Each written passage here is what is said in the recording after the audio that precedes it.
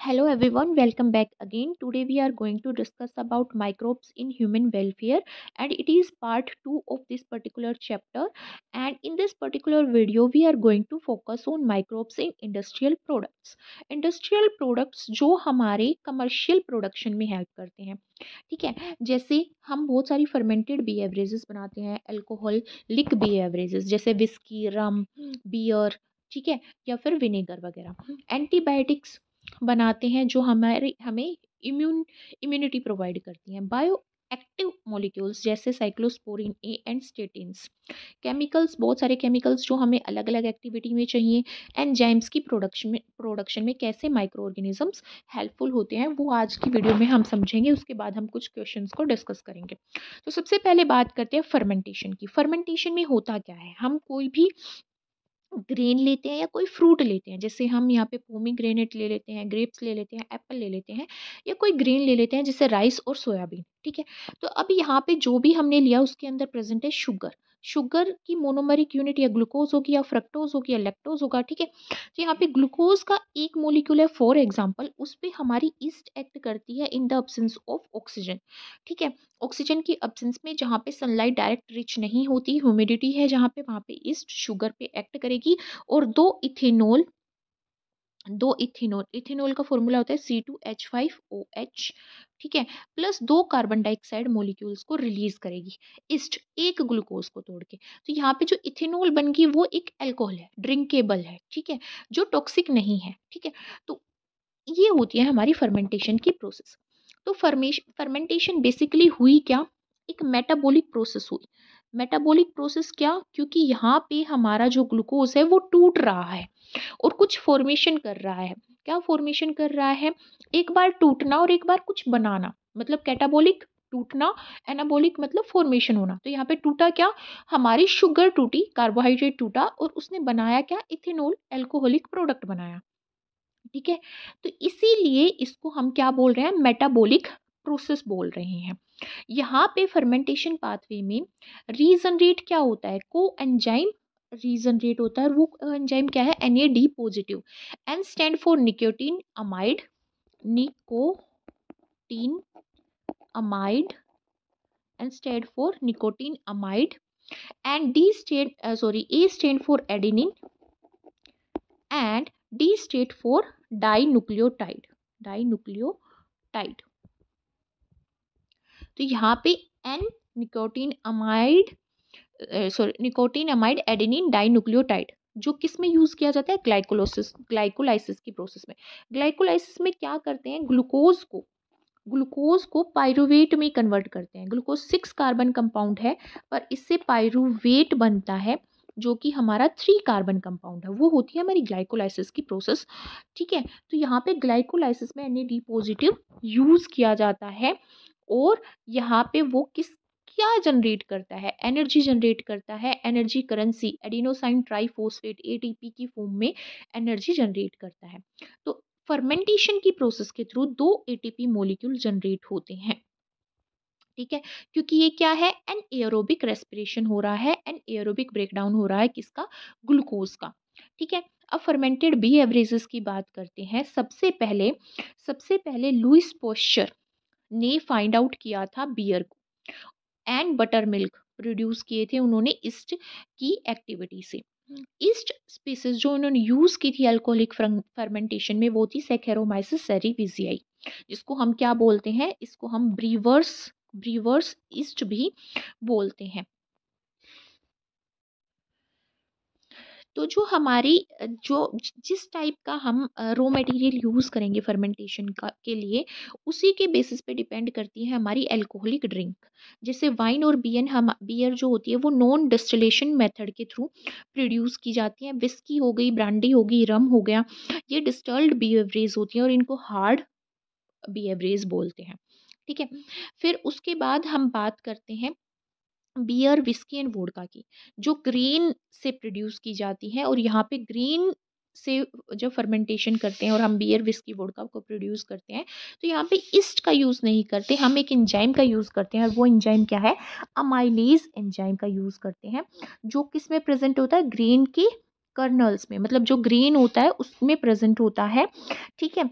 और वो क्या करता है, वो प्रोड्यूस करता है हमारी विस्की को, बियर को, वोडका को। राइस वाइन जब हम बनाते हैं, राइस से वाइन जब हम बनाते हैं, तो यहाँ पे हम किसका यूज़ करते हैं, एस्परगाइलस ओरिजाई का यूज़ करते हैं, जो कि हमारी क्या है, एक मोल्ड है। अब हम बात करते हैं सेकेरोमाइसिस एलिप्सोडियस की, जो हमारी वाइन बनाती है और ये एक ईस्ट है। ऐसे ही सेकेरोमाइसिस शेक ईस्ट बना, मतलब शेक को प्रोड्यूस करती है, जो एक बी एवरेज है, और ये भी एक ईस्ट है। इसी तरह सेकेरोमाइसिस पायरिफॉर्मिस, ये हमारी क्या करती है, जिंजर से बनाती है, और ये जिंजर और एल ईस्ट भी इसको बोला जाता है। कुछ बी एवरेजेस के नाम है और कुछ रो मटेरियल है जिनसे हम इन बी एवरेजेस को प्रोड्यूस करते हैं। जैसे गिन को प्रोड्यूस करते हैं राई और बार्ले से, शेक को प्रोड्यूस करते हैं राइस से, फेनी को एप्पल से, वोडका को पोटैटो से, विस्की को सीरियल से प्रोड्यूस किया जाता है, और रम को मोलेसिस से प्रोड्यूस किया जाता है, वाइन और ब्रांडी को जूसेस से प्रोड्यूस किया जाता है। ये मटेरियल है जिनको फर्मेंट करके एंजाइम की हेल्प से या मोल्ड की हेल्प से या ईस्ट की हेल्प से हम क्या प्रोड्यूस करते हैं, डिफरेंट टाइप की बी एवरेजेस प्रोड्यूस करते हैं। नेक्स्ट है हमारे पास एंटीबायोटिक। एंटीबायोटिक्स होती क्या है, एंटीबायोटिक वो केमिकल सब्सटेंस होता है जो किसी माइक्रोब्स के थ्रू प्रोड्यूस किया जाता है, और इनकी कैपेबिलिटी होती है किल करने की या ग्रोथ को रोकने की, किसी भी पैथोजेनिक माइक्रोब्स की। फॉर एग्जांपल, कोई मेरी बॉडी में एंटीबायोटिक्स प्रोड्यूस हुई, तो मेरी बॉडी में जो भी जिस भी पैथोजन, पैथोजन क्या होता है, कोई भी बैक्टीरिया हो सकता है, वायरस हो सकता है, फंगस हो सकती है, ठीक है, प्रोटोजोआ हो सकता है, वो एंटर कर गया मेरी बॉडी में, तो वो मेरी बॉडी का हिस्सा नहीं है, वो क्या है, पैथोजन है। ठीक है, वो क्या करेगा, कोई डिजीज करेगा, पर उसके अगेंस्ट मेरी बॉडी में एक एंटीबायोटिक प्रोड्यूस हुई, तो वो उस पैथोजन को, उस बैक्टीरिया को, उस वायरस को, उस फंगस को मार सकता है, ठीक है, या उसकी ग्रोथ को रोक सकता है, तो उसको क्या बोलेंगे, एंटीबायोटिक बोलेंगे। ठीक है, अब जो एंटीबायोटिक टर्म थी वो किसने दी थी, वैक्समैन ने दी थी। और और यहाँ पे मोस्टली जो एंटीबायोटिक्स हैं वो एक्टिनोमाइसेट्स के थ्रू प्रोड्यूस की जाती हैं। मोस्ट ऑफ द जो हमारी एंटीबायोटिक्स है, ये क्या होती है, हमारी ये फिलामेंटियस फंगस है, जिसके थ्रू हमारी बहुत सारी एंटीबायोटिक्स प्रोड्यूस होती हैं। फर्स्ट एंटीबायोटिक जो प्रोड्यूस की थी वो अलेक्जेंडर फ्लेमिंग ने प्रोड्यूस की थी, और वो किसके थ्रू, पेनिसिलिन प्रोड्यूस की थी अलेक्जेंडर फ्लेमिंग के थ्रू। और यहाँ पे पेनिसिलियम जो है, पेनिसिलिन है, सॉरी यहाँ पे पेनिसिलिन आएगा, पेनिसिलिन एंटीबायोटिक जो सबसे पहले प्रोड्यूस की गई एंटीबायोटिक थी, वो किस किस किससे प्रोड्यूस करी गई थी, वो पेनिसिलियम नोटाटम से प्रोड्यूस की गई थी। और यहाँ पे एच फ्लोरे और फ्लेमिंग और चेन एंड फ्लोरे को नोबेल प्राइज दिया गया था पेनिसिलिन को प्रोड्यूस करने के लिए। अब यहाँ पे कुछ एंटीबायोटिक्स हैं, कुछ बैक्टीरिया हैं जिनसे हम इन पर्टिकुलर एंटीबायोटिक्स को प्रोड्यूस करते हैं। जैसे सबसे पहले हम बात करें स्ट्रिप्टोमाइसिन की, तो स्ट्रिप्टोमाइसिस ग्राइसियस से ये प्रोड्यूस की जाती है। पेनिसिलिन पेनिसिलिन नोटाटम से, बेसिट्रेसिन बेसिलस सबटिलिस से, एरिथ्रोमाइसिन स्ट्रिप्टोमाइसिस एरिथ्रियस से, टेरामाइसिन स्ट्रिप्टोमाइसिस राइमोसस से, टेट्रासाइक्लिन स्ट्रिप्टोमाइसिस ओरियोफेसिन से, सिफेलोस्पोरिन एक्रीमोनियम से प्रोड्यूस की जाती है, और क्लोरामफेनिकोल स्ट्रिप्टोमाइसिस वेनिजुएला से प्रोड्यूस करी जाती है। यहाँ पे जो क्लोरामफेनिकोल है, ये टाइफाइड के लिए, वूपिंग कफ जिसको काली खांसी बोलते हैं, उसकी ट्रीटमेंट के लिए यूज़ की जाती है। इसी तरह जो हमारी एरिथ्रोमाइसिन होती है, वो डिप्थेरिया को हमारा ट्रीट करने के लिए यूज़ की जाती है। ठीक है, और हमारी यहाँ पे जैसे स्ट्रिप्टोमाइसिन यूज़ की जाती है मेनिंगिटिस को और निमोनिया को, टीबी को ट्रीट करने के लिए यूज़ की जाती है। और यहाँ पे जो हमारी बेसिट्रेसिन है, बेसिट्रेसिन हमारी एंटीबायोटिक है, ये सिफिलिस एक सेक्सुअली ट्रांसमिटेड डिजीज़ है, और इसमें बहुत घाव हो जाते हैं जेनिटल रीजन पे और अलग अलग रीजन्स पे, तो बेसिट्रेसिन जो है सिफिलिस की ट्रीटमेंट के लिए यूज़ की जाती है। नेक्स्ट है कुछ केमिकल्स, एंजाइम्स एंड कुछ बायो एक्टिव मोलिक्यूल्स भी प्रोड्यूस किए जाते हैं हमारे माइक्रो ऑर्गेनिजम्स के थ्रू। सबसे पहले हम बात करते हैं कुछ ऑर्गेनिक एसिड्स की और कुछ माइक्रोब्स की, जिनसे हम इन पर्टिकुलर ऑर्गेनिक एसिड का प्रोडक्शन करते हैं। जैसे सिट्रिक एसिड ऑब्टेन किया जाता है एस्परगाइलस निगर के थ्रू। ये एक फंगस है और कुछ मुकोर स्पीसीज के थ्रू भी ये प्रोड्यूस किया जाता है। ठीक है।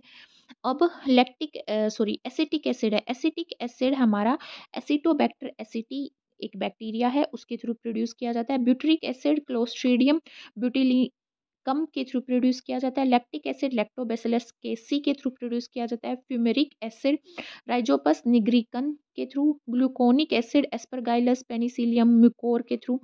ऑक्जेलिक एसिड एस्परगाइलस निगर के थ्रू प्रोड्यूस किया जाता है।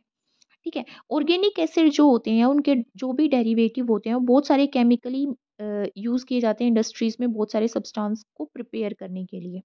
ठीक है। इनको हम फूड में भी, एवरेज इंडस्ट्रीज़ में भी, ड्रग्स की मैन्युफैक्चरिंग में भी यूज़ करते हैं इन सब ऑर्गेनिक एसिड को। फिर उसके बाद हम बात करते हैं कुछ एंजाइम्स की। जैसे सबसे पहले हम बात करें लाइपेज एंजाइम की, तो लाइपेज एंजाइम जो है वो किससे प्रोड्यूस किया जाता है? लाइपेज लिपिड डिसॉल्विंग एंजाइम्स होते हैं जो हमारे यहाँ पे कैंडिडा लिपोलिटिका से ऑब्टेन किया जाता है और कभी-कभी गियोट्रिकम कैंडिडम के थ्रू भी प्रोड्यूस किया जाता है।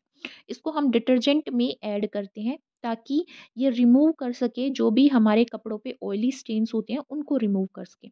और इसमें इसको कभी-कभी हम चीज़ में फ्लेवर देने के लिए भी हम लाइपेज एंजाइम का यूज़ कर देते हैं। ठीक है। सेकंड है हमारा पेक्टिनेज। पेक्टिनेज ऑब्टेन किए जाते हैं हमारे एस्परगाइलस निगर के थ्रू। ठीक है। ये यूज़ किए जाते हैं फ्रूट जूस को क्लियर करने के लिए। जैसे हमारे पास हम स्टोर जूस लेके आते हैं तो उसमें कुछ भी फाइबर नहीं होता, ठीक है? तो क्या करेगा वो जो पेक्टिनेज है वो फाइबर को तोड़ देगा, ब्रेक डाउन कर देगा उसका। तो क्लियर हो जाएगा फ्रूट जूस जो है वो बिल्कुल हमारे डाइल्यूट फॉर्म में आ जाएगा। और कुछ कभी-कभी ये फाइबर को रेट करने के लिए मतलब सड़ाने के लिए यूज़ किए जाते हैं और ग्रीन कॉफ़ी का प्रोडक्शन करने के लिए भी यूज़ किए जाते हैं। ठीक है। स्ट्रिप्टोकाइनेस स्ट्रिप्टोकाइनेस स्ट्रिप्टोकाइनेस टिश्यू प्लाज्मिनोजन एक्टिवेटर भी इसको बोला जाता है। क्या बोला जाता है? Tissue tissue plasminogen activator activator इसको बोला जाता है। और टीपीए एंजाइम भी बोला जाता है। टीपीए एंजाइम भी इसको बोला जाता है। ये हमारे हिम्योलाइटिक स्ट्रिप्टोकोकाई से ऑब्टेन किया जाता है। इसमें फिब्रिनोलाइटिक इफेक्ट होता है। इसीलिए ये क्या करता है? ब्लड क्लॉट को क्लीन करता है। ठीक है। मतलब ब्लड क्लॉट होने नहीं देता और डिसॉल्व करता है ब्लड क्लॉट को। ठीक है।